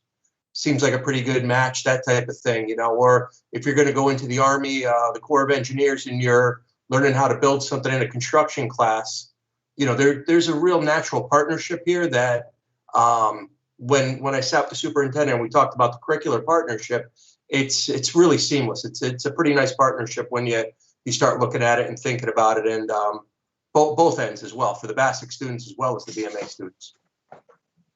Okay. Sorry, Ms. Brown, it's your turn now. No, you're fine. What I was gonna, Mr. Testani answered it, but I'm not answered it, but spoke on it, but I'm gonna still address it because it was important to me. One thing that Mr. Albert talked about, and the rest of the board as well, I was thinking of the value of making sure students still understood the importance of their high school. So I'm not gonna lie, when I was in high school, I didn't care about any other school but Hardin. I graduated from the medical magnet program, so I understand the value of that. But I also believe in changing the narrative as to, I listened to the parent and what she was saying, and I understand where she's coming from, but that should not be the mentality of parents and students in the district, that another school is literally the prison, school to prison pipeline vibe. So I definitely think from a communications perspective that as we consider this option to merging the two schools in one building, that we also try and do a better job teacher-wise, staff-wise, superintendent, district-wise, change the narrative of what people think about Bassett, kind of the same thing they did for Hardin, really giving Hardin more standing love within the community, so parents are not afraid to send their kids to the school that's within their district. So definitely changing the narrative on Bassett is going to be so vital in the next couple years with that. And that's something we can do, and as the branding committee, talk about how we can better emphasize the new changes that we want to see within Bassett. And that's also some of the things, Mr. Benahan, you talked about, some things that the branding committee can help to revamp the idea of what Bassett look like. So that's one thing. The second thing is, I know that we were in partnership, I'm not sure if that could be quoting it wrong, but you can correct me, Mr. Testani, about giving students college access to the school, to UB around campus. Will that still be an option for BMA? I know that it was spoke about for Bassett, but if we're going to do that and provide that for one set of students, I think it would be even better to do the same thing for BMA, even if students still choose to go to the military or whatever they may want to do in that form.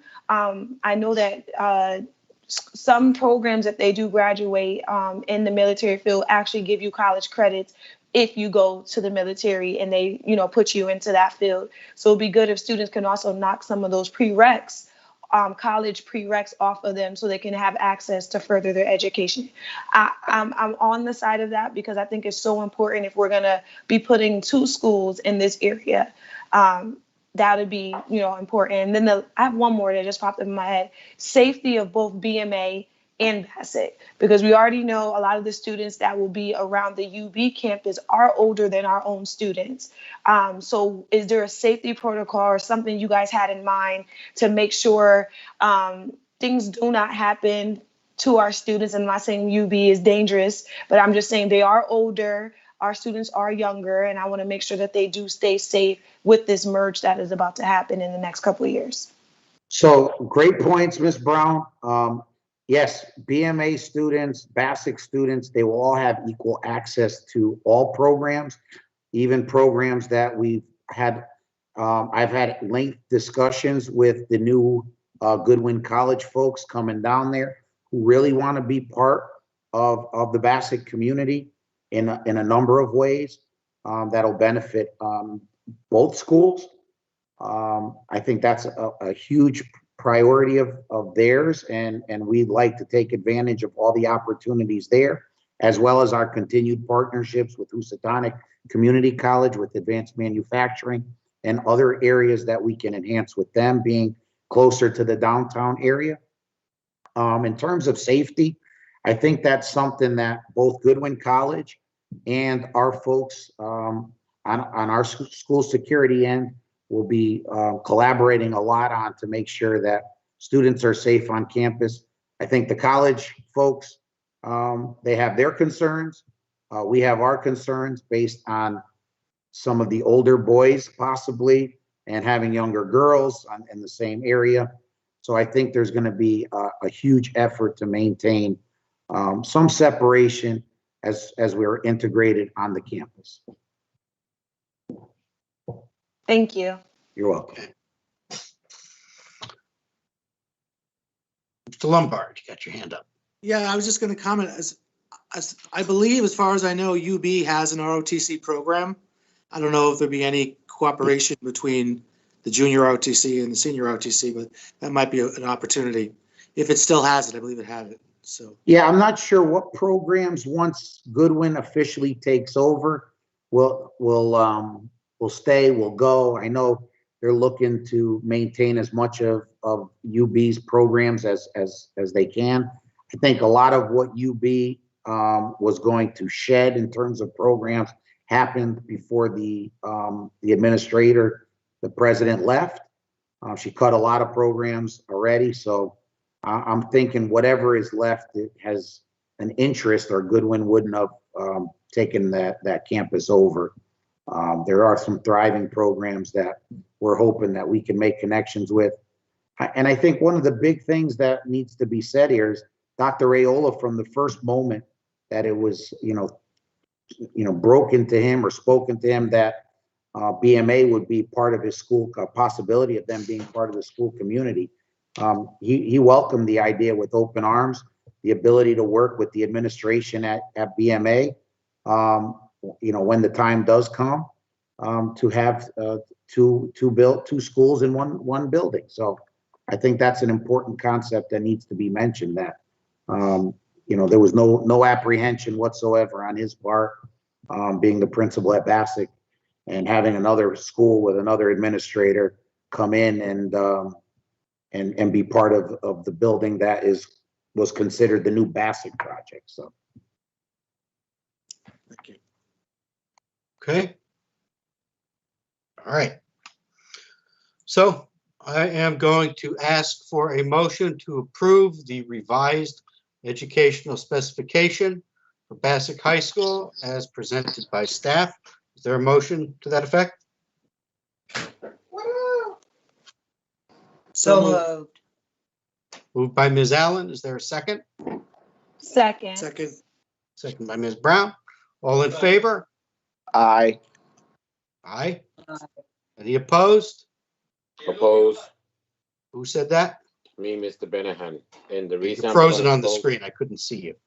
I'm sorry. Okay, motion is opposed by Mr. Benahan. And Mr. Chair, I just want to know for the record, I like to the reason I oppose, and I like to be sure for the record. This is my second time now we talk about this program at Bassick and BMA, and I know that parents, staff, and community did not know about this. The new change, feel that they ignore parents and students and staff in the best interest, and for me, the best interest for the students and parents need the choice other than charter school. That's the reason I post. I want to be sure be in the record, please. Okay. Thank you. Well, as was mentioned previously, we'll be doing some community outreach for both schools in the very near future. Okay. Before I ask for a motion to adjourn, I just want to acknowledge we met here a week ago, and it was a bit of a contentious meeting. And I, for one,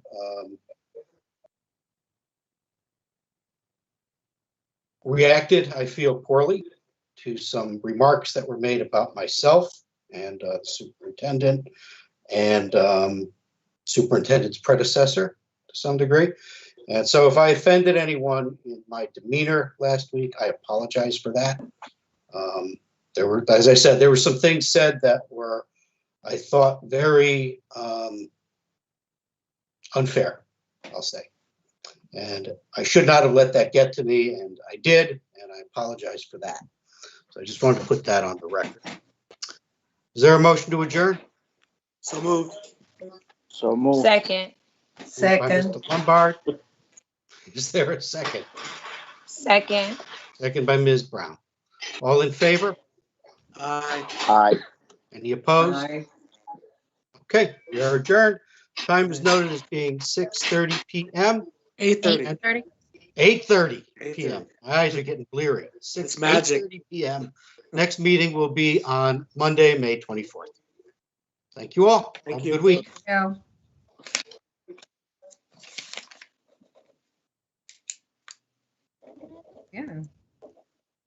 There's nobody there.